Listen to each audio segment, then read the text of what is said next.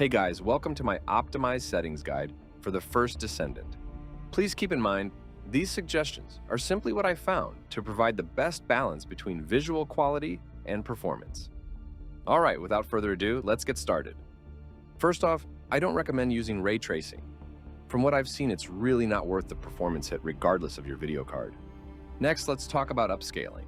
Personally, I'm not a fan, as it tends to create artifacts and results in a soft, blurry image.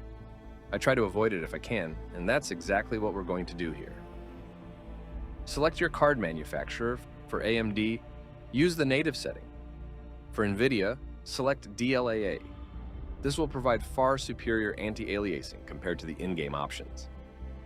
Now, if after following this guide you're not getting adequate performance, then by all means use upscaling.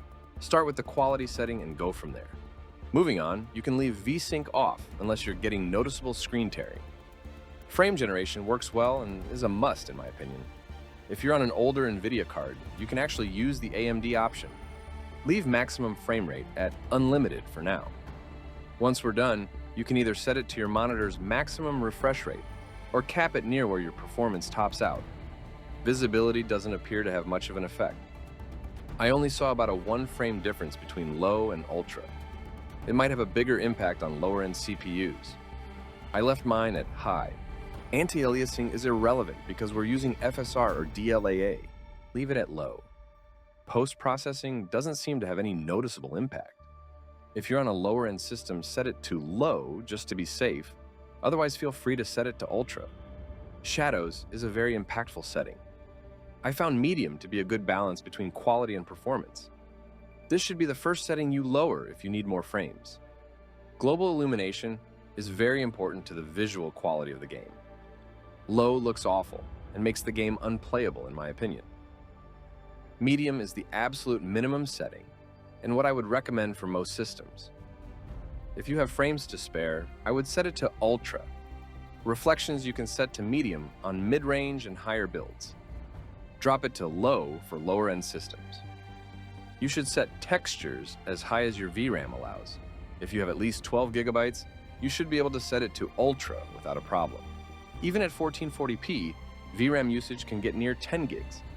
So if you have less than 10, you'll need to set textures lower and possibly have to use upscaling to get your VRAM usage down.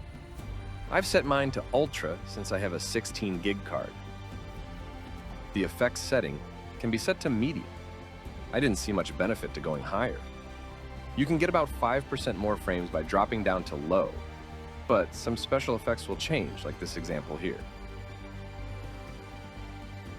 As far as vegetation goes, I didn't see much difference in performance between low and ultra. Lower settings will result in less foliage with more pop-in, but honestly, it's hardly noticeable when you're running around shooting things. I left mine at ultra, but I would set it to low if you're on a lower-end system. Shader quality is another option that doesn't appear to make a major difference as far as visual quality goes. Set it to low. I have no idea what the object setting is, and there's no description either. However, it has a massive impact on performance in certain areas. With a massive 15% difference between low and ultra, set it to low. Physics is another one that doesn't have much impact in most areas. Set it to low. Set motion blur to your preference. With these settings on a Radeon 7800 XT, I was able to get 90 to 100 FPS at native 4K and 150 to 160 FPS at native 1440p. And remember, you can always use upscaling if you want to get even better performance. Alright guys, that'll do it for this one. Hopefully this guide has helped you find the right balance of visual fidelity and performance. Don't forget to hit that like and subscribe button if you found this video helpful. Till next time.